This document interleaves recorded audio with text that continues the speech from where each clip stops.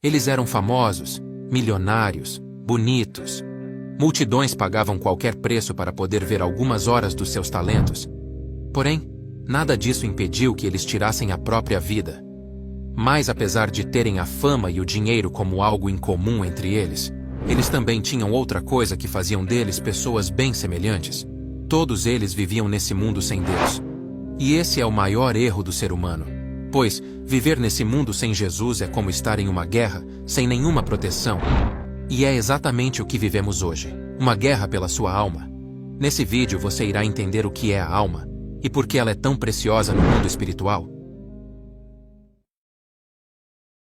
Se você pudesse ver o mundo espiritual por alguns segundos, você veria que somos rodeados por seres trevosos, e estão esperando apenas uma brecha para poderem fazer o inferno em nossas vidas. E esses seres demoníacos têm um só objetivo: ser dono da sua alma. Para conseguir esse objetivo, é necessário que você esteja morto ou morta. Você estando vivo, a sua alma não é acessível. E para que ele tenha a sua alma, o diabo acaba criando situações para que você morra. E a melhor maneira de conseguir isso é usando das suas emoções. Ele sugestiona que façamos o que é errado para que esses erros nos levem à morte. Então ele diz na sua mente: experimenta só dessa vez. Sai com ela, ninguém vai saber. Não deixa isso barato, mata ele. Você não vale nada, é melhor você dar cabo da sua vida. Ei, acelera mais, esse carro é o melhor de todos. Lembro de um homem que foi demitido e antes de chegar em casa, resolveu passar no bar para espairecer. Nesse bar, um homem se aproximou dele e fez uma piada. Ele, tomado de fúria, por conta da piada e embriaguez, acabou esfaqueando o tal homem que fez a piada, o levando à morte. Então, no mesmo dia, ele passou de pai de família para desempregado e posteriormente assassino. Agora eu te pergunto, quem você acha que sugestionou na mente desse homem para que ele fosse para esse bar? Quem você acha que manipulou as emoções desse homem? O diabo joga com a vida de quem não está com Deus. Ele joga como em um jogo de xadrez e vai jogando até obter o checkmate.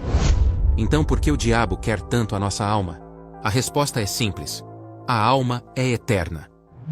Quando as pessoas querem alcançar as coisas desse mundo, como fama, relacionamentos, cargos, não se importam a buscar o ocultismo para, através dos demônios, obterem o que desejam. E esses seres dão a essas pessoas tudo o que desejam, porém em troca querem a alma delas. Infelizmente as pessoas nem imaginam o péssimo negócio que estão fazendo, trocando a alma pelas coisas desse mundo. E eu te pergunto, quanto custaria algo que não acaba? Algo que dura por toda a eternidade? A alma não tem preço. Independente do que o diabo dê pela sua alma, ele está pagando um preço risório. Na verdade, quando você procura esses demônios para obter favores, a sua alma já é dele. A alma é tão preciosa que o próprio Senhor Jesus deu a sua vida pela nossa alma. Ele pagou o preço por ela, porém as pessoas não entregam a alma para Jesus. Você pode pensar, bem, eu sou da igreja, então minha alma já está com Jesus. Porém em Mateus 7 versículos 22 e 23 nos deixam um alerta. Muitos me dirão naquele dia: Senhor, Senhor, não profetizamos nós em teu nome? E em teu nome não expulsamos demônios? E em teu nome não fizemos muitas maravilhas? E então lhes direi abertamente: nunca vos conheci. Apartai-vos de mim, vós que praticais a iniquidade. Cuidado! Há muitos que estão dentro das igrejas, porém com a alma condenada.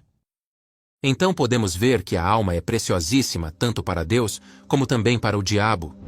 Mas afinal, o que é a alma? Para sabermos o que é a alma, devemos observar a Santíssima Trindade, onde Deus é três em um ao mesmo tempo. Deus é Pai, Filho e Espírito Santo. Isso fica bem ilustrado em Mateus 3 versículos 16 a 17. E sendo Jesus batizado, saiu logo da água. E eis que se lhe abriram os céus, e viu o Espírito de Deus descendo como pomba, e vindo sobre ele. E eis que uma voz dos céus dizia: Este é o meu Filho amado, em quem me comprazo. Nessa narrativa, vemos que há o Filho, o Senhor Jesus, e sobre ele vem o Espírito Santo. E em seguida, há a manifestação do Deus Pai, confirmando o Senhor Jesus como seu Filho. É a presença da Trindade Celestial, em um mesmo lugar, em um mesmo momento. Porém Jesus disse: Em João capítulo 10, versículo 30. Eu e o Pai somos um. Podemos ver essa pluralidade de Deus em Gênesis, versículo 26. Também disse Deus: façamos o homem à nossa imagem, conforme a nossa semelhança. E vemos em Gênesis 3, versículo 22. Então, disse o Senhor Deus: eis que o homem se tornou como um de nós. Esta maneira pluralista de referir-se a si próprio revela indiretamente a existência da Santíssima Trindade. Dessa forma, como Deus nos fez à sua imagem e semelhança, somos também trinos assim como Deus, onde temos o corpo, a alma e o espírito. Onde o corpo é a nossa parte física, é a parte que podemos ver das pessoas. Quando tocamos alguém, estamos tocando no corpo dessa pessoa. O corpo é a matéria.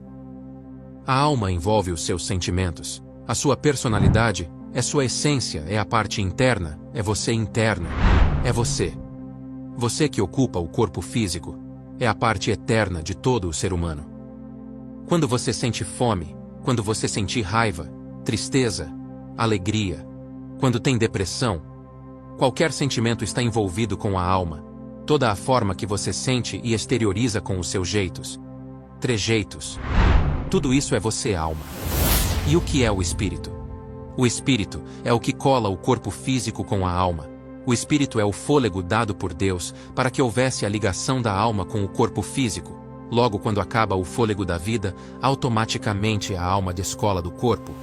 E é também o espírito que nos liga a Deus, onde o espírito é a inteligência que vem de Deus, pois Deus é a fonte de toda a inteligência.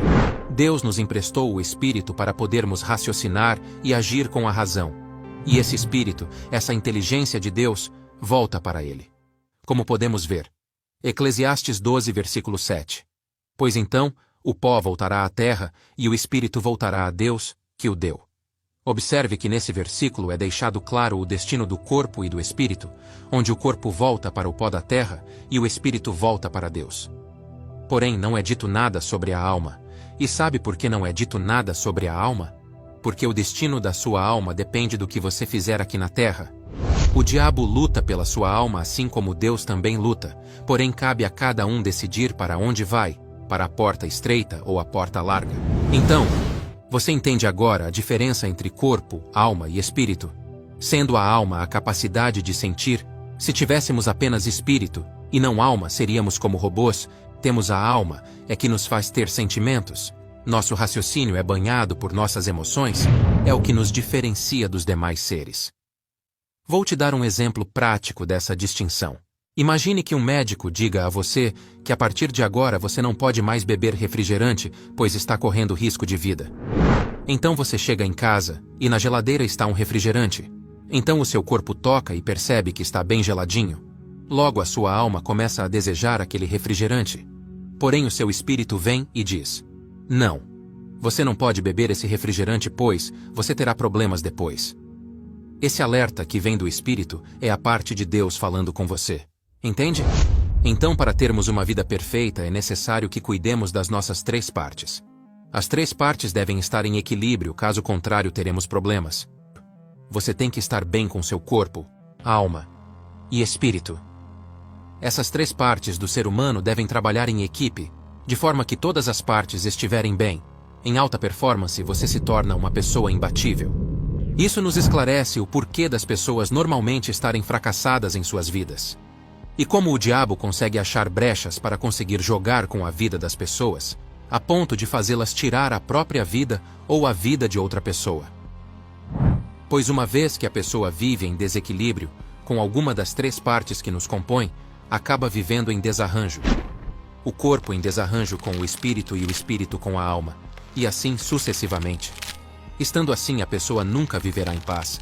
É como se fosse uma equipe onde as pessoas dessa equipe não se entendem.